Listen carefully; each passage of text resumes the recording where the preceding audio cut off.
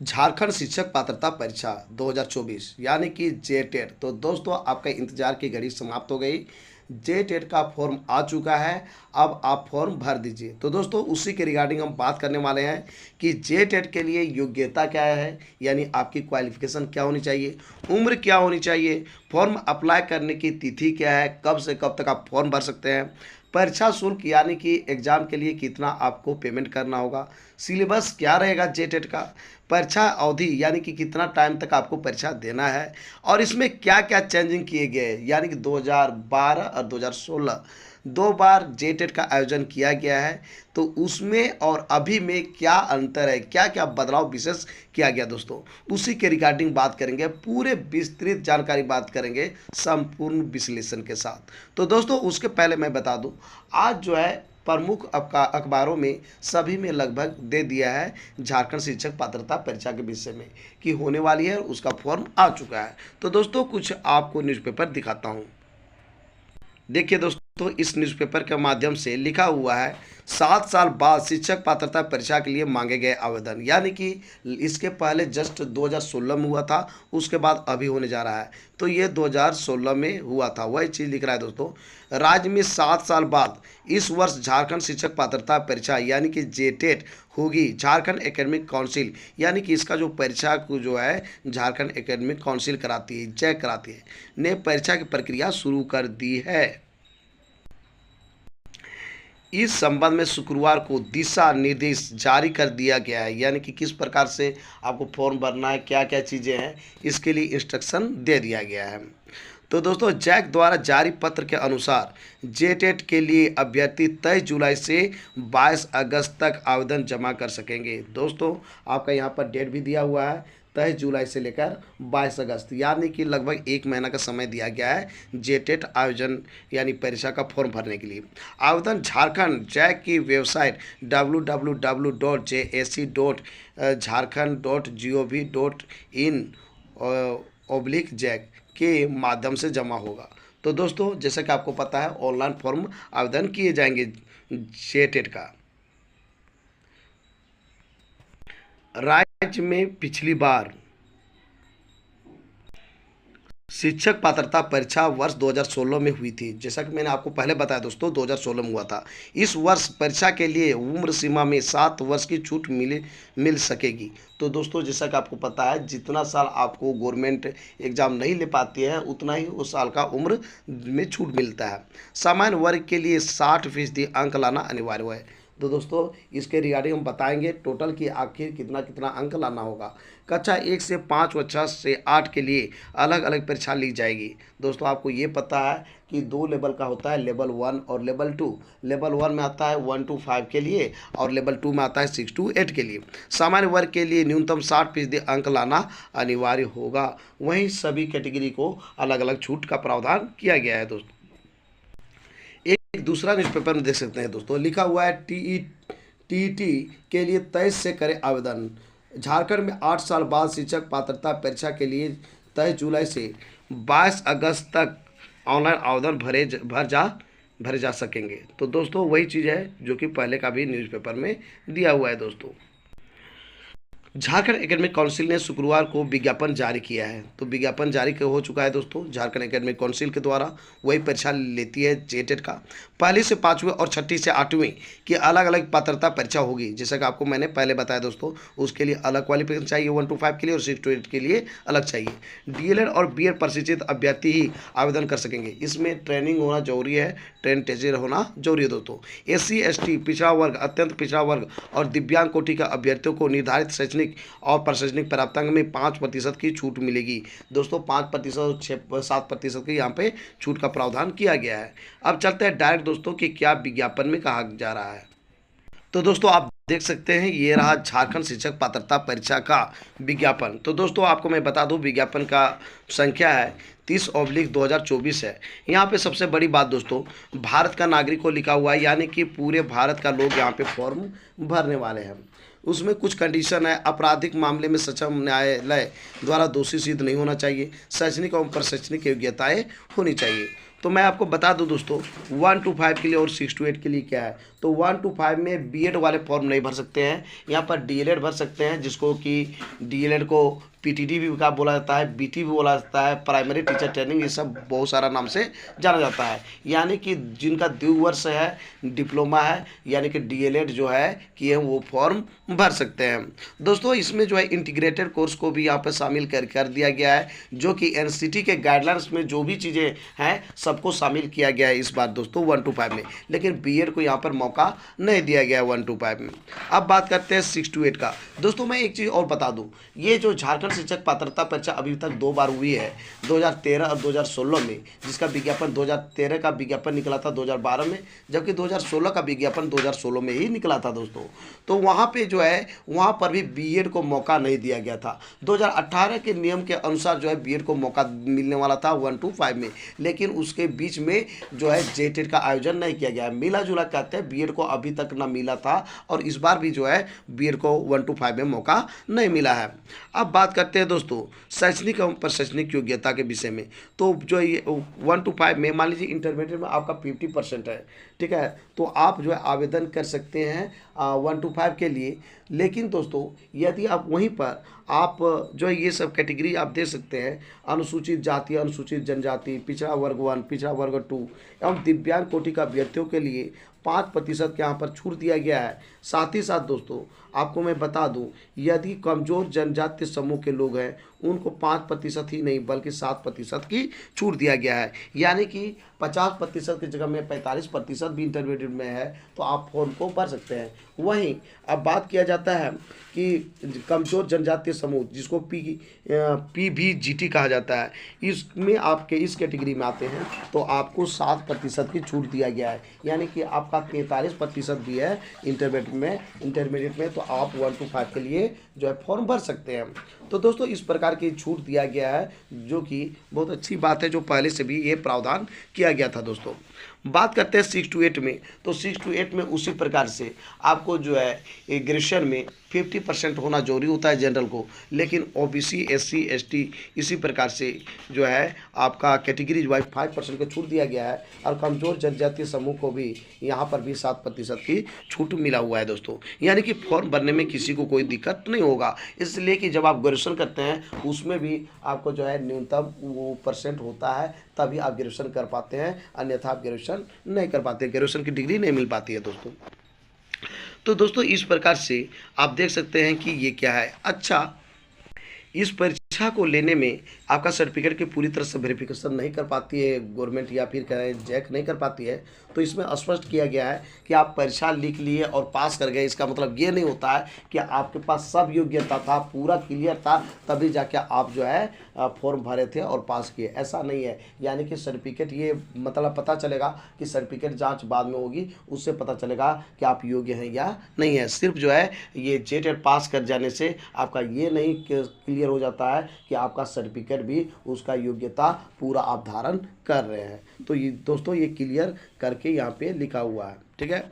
Next चलते हैं दोस्तों, झारखंड शिक्षक पात्रता परीक्षा के विषय में पहले ही आपको बता दिया दोस्तों कि आपको जो है 1 to 5 के लिए अप्लाई करना है तो डीएलएड चाहिए, और 6 to 8 के लिए चाहे अप्लाई करना है तो उसमें डीएलएड और बीएड दोनों को भर सकते हैं, बशर्ते कि डीएलएड वालों को यहाँ पे ग्रेजुएशन होना जरूरी है, तभी वो 6 to 8 के लिए अप्लाई कर सकते हैं। तो दोस्तों यहाँ पे जो है जो भी एनसीटी का नया गाइडलाइंस आया है पूरा यहाँ पे शामिल किया गया है दोस्तों।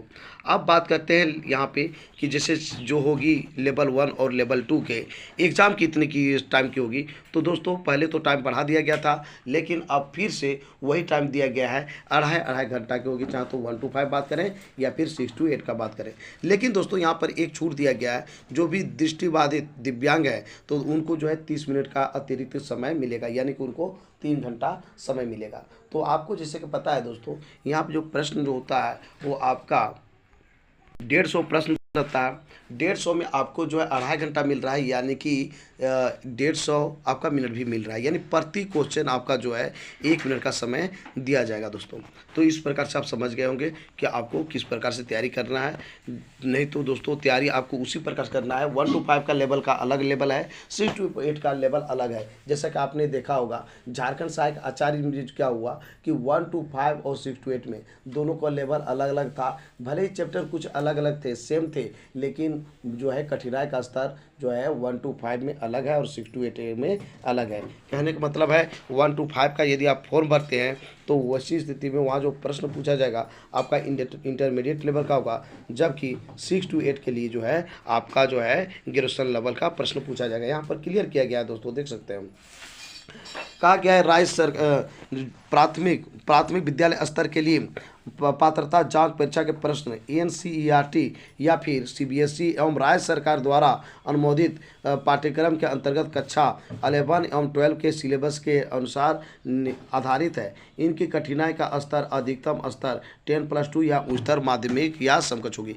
यहाँ पर कहना ये चाहता है कि एनसीईआरटी का बुक पढ़िए या फिर सीबीएसई का बुक पढ़िए या कि झारखंड में जो जैक है उसका बुक पढ़िए, लेकिन 10+2 के लेवल का रहेगा यदि आप 1 to 5 का फॉर्म भरे हुए हैं।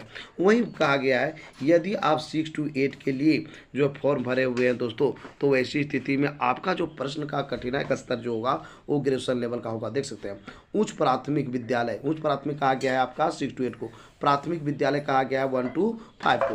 तो उच्च प्राथमिक विद्यालय स्तर के लिए पात्रता जांच परीक्षा के प्रश्न जो होगा वो कैसा होगा, तो देख सकते हैं विश्वविद्यालय अनुदान आयोग से मान्यता प्राप्त यानी कि स्टेट यूनिवर्सिटी के स्नातक के पाठ्यक्रम के अनुरूप होगा एवं प्रश्नों की कठिनाई का स्तर स्नातक एवं समकक्ष होगा। यानी कि 6 to 8 में जो आपका प्रश्न पूछा जाएगा वो ग्रेजुएशन लेवल का होगा दोस्तों। उसी तो इस प्रकार से आप समझ गए होंगे दोस्तों। ये जो है दोस्तों यहाँ पर यह भी क्लियर किया गया है, जो मतलब बदलाव किया गया है उसमें है कि 15 भाषाओं में से किसी एक भाषा को आपको लेना होगा और आपको परीक्षा देना होगा। दोस्तों यहाँ पे जो है बहुत कुछ आपको बदलाव देखने को मिला।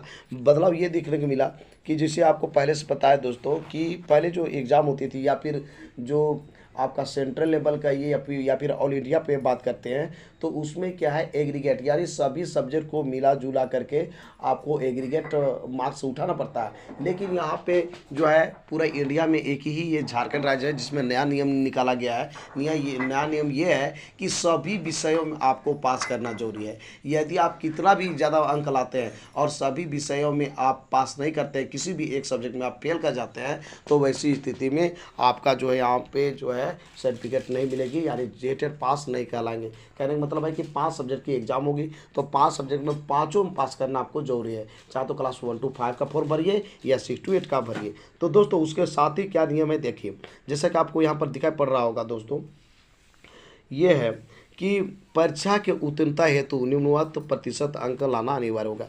यदि आप जनरल कैटेगरी के हैं तो प्रत्येक खंड से यानी कि आपका जितना भी वहाँ पर पेपर है सब में अलग अलग 40% लाना है, जबकि एग्रीगेट आपको 60% अंक लाना है। वहीं पर बात करते हैं दोस्तों अनुसूचित जाति का, तो अनुसूचित जाति कैंडिडेट को जो है सभी सब्जेक्ट में 30% लाना है, जबकि टोटल मिला के 50% लाना होगा।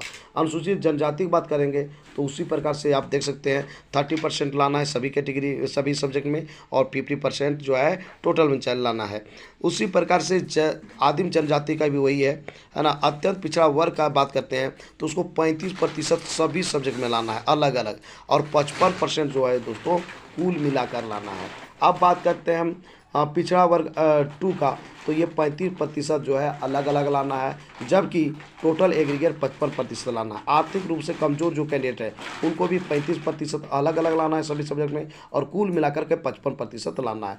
दिव्यांग का बात करते हैं तो दिव्यांग कैंडिडेट्स को यहाँ पे जो है 33% सब में लाना है, अलग अलग लाना है, जबकि टोटल मिला के जो है 50% लाना है। दोस्तों यहाँ पे बहुत सारा बदलाव यहाँ पर देखने को मिला। पहले ओबीसी को दिया था 52% आपको एग्रीगेट लाना था, जेटेट में आप पास हो जाते थे, लेकिन 52 से बढ़ा के अब 55 कर दिया गया है। साथ ही साथ वहाँ पर ये भी रूल लागू कर दिया है ओबीसी के लिए कि 35-35% सब में लाना होगा। तो इसमें बहुत सारा बदलाव हुआ है और ये जो आप बदलाव देख रहे हैं दोस्तों, सब में अलग अलग लाना है। ये तो सबके लिए किया गया है, सबके लिए किया गया है। और ये जो है ओबीसी के लिए जो है ये परसेंटेज घटा दिया गया है, मतलब बढ़ा दिया गया है, यानी कि 52 से बढ़ाकर 55 कर दिया गया है। वहीं अनुसूचित जाति, अनुसूचित जनजाति, आदिम जनजाति और दिव्यांग के लिए परसेंटेज घटा दिया गया है। यानी आपको सबको जो है कैटेगरीज वाइज 52% लाना था, यानी 78 लाना था, अब मात्र 75 अंक लाना है। 150 में 75 अंक लाना है अनुसूचित जाति, अनुसूचित जनजाति, आदिम जनजाति और दिव्यांग को। पहले 78 में पास हो जाते थे ओबीसी 1 और ओबीसी 2, लेकिन अब जो है 78 में पास नहीं करेंगे, उनको 82 अंक लाना होगा, 82 मार्क्स लाना होगा पास करने के लिए। तो ये एग्रीगेट का बात करते हैं कि दोस्तों, लेकिन उसके बावजूद भी सब्जेक्ट में, सभी सब्जेक्ट में अलग अलग जो है पास करना अनिवार्य किया गया है। दोस्तों आपको मैं बता दूं, ये थोड़ा सा जो है बहुत ही कठिन ये है। एग्रीगेट लाना आसान होता है, लेकिन सभी सब्जेक्ट में न्यूनतम स्कोर ही करना बहुत ही कठिन होता है दोस्तों। जैसा कि आप देख पा रहे होंगे, अभी झारखंड सहायक आचार्य का जो एग्ज़ाम हुआ, पेपर 3 में सबका पसीना छूट गया है। ये आपका एग्ज़ाम जो होने वाला है दोस्तों, ये ओएमआर शीट में होने वाला है, यानी कि आपका कंप्यूटर बेस्ड टेस्ट नहीं होगा, सीबीटी मोड में एग्ज़ाम नहीं होगा। तो दोस्तों ये पहले भी ऐसा ही हुआ है, 2013 में और 2016 में जो हुआ आपका ऑनलाइन एग्ज़ाम नहीं हुआ था, और जो है ओएमआर शीट से ही हुआ था, यानी कि ऑफलाइन एग्ज़ाम हुआ था दोस्तों। अब बात करते हैं, ये जो शुल्क एकदम अचानक से बढ़ गई, झारखंड सरकार जो ही आई थी, ये जयम की सरकार, इसने सबसे बड़ा काम किया था। पहले ऐसे ही फॉर्म भरने में लगता था, बहुत ज़्यादा रुपये खर्च हो जाते थे, लेकिन हेमंत सरकार ने ये काम किया था, जितने भी वैल्यू हुई उसको मात्र 100 रुपया में फॉर्म भराना शुरू किया था। आप देख सकते हैं दोस्तों, अभी झारखंड सहायक आचार्य का एग्ज़ाम हो रहा है, वो कंप्यूटर बेस्ड टेस्ट है, 4 दिन का एग्ज़ाम हो रहा है। वो एग्ज़ाम मात्र 100 रुपये में भरा के बहुत बड़ा रिकॉर्ड बना दिया कि झारखंड ने ये दिखा दिया, झारखंड सरकार ने, कि सभी फॉर्म को जो है वो 100 रुपया भरवाए। लेकिन पहली बार इसको जो है, क्या हमको लगता है जैक नहीं भी ये चीज़ लागू किया है, क्या कर दें। लेकिन दोस्तों झारखंड सरकार को ये चीज़ को पता चल जाता है कि यदि उनको ये पता चल जाता है कि जितना हम फॉर्म भराते हैं मात्र 100 रुपया में भराते हैं, और ये पहले ऐसा नहीं था, पहले ऐसे ही लगता था, जब भी आप फॉर्म भरते थे बहुत ज़्यादा खर्च हो जाती थी पैसे में।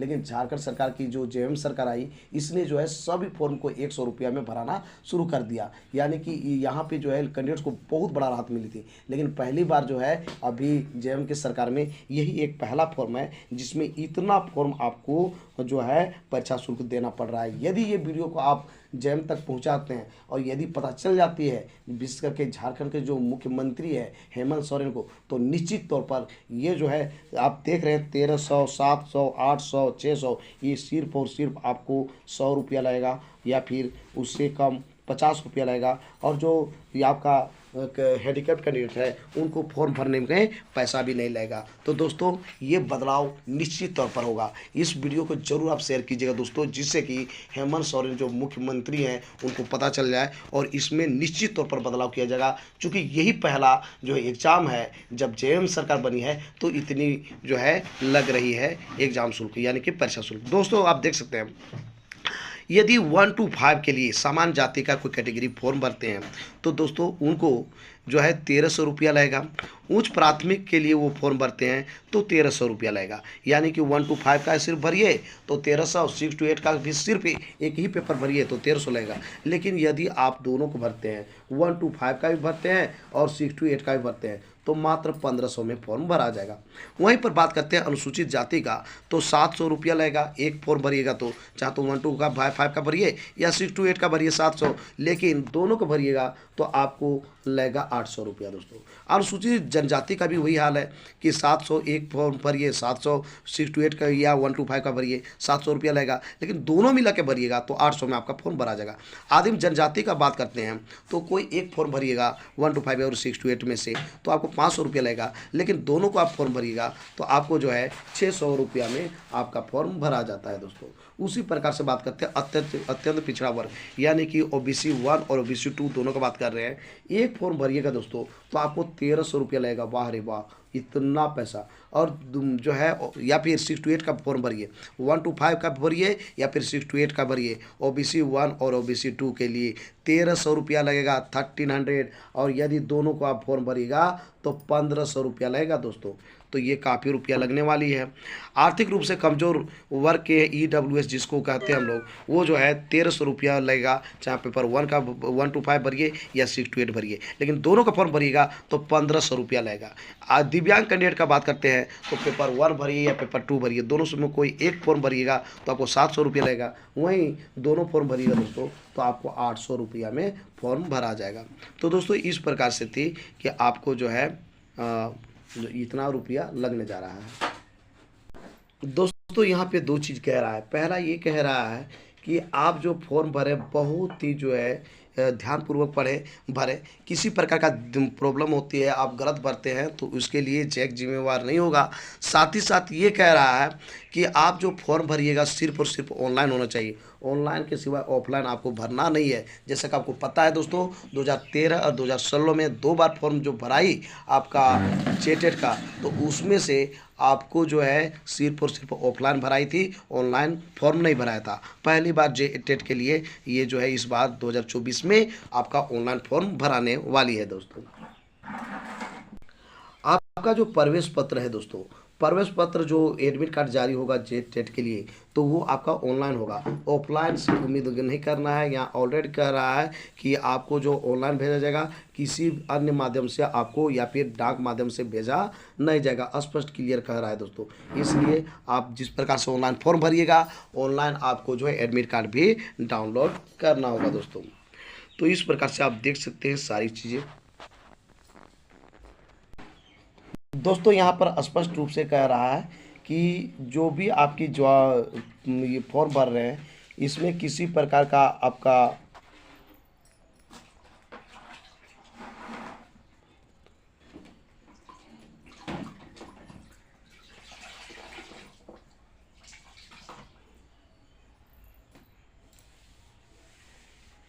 कोई गलत ढंग से फॉर्म भरता है तो वैसी स्थिति में दोस्तों उसका जो जिम्मेवार होगा खुद होगा।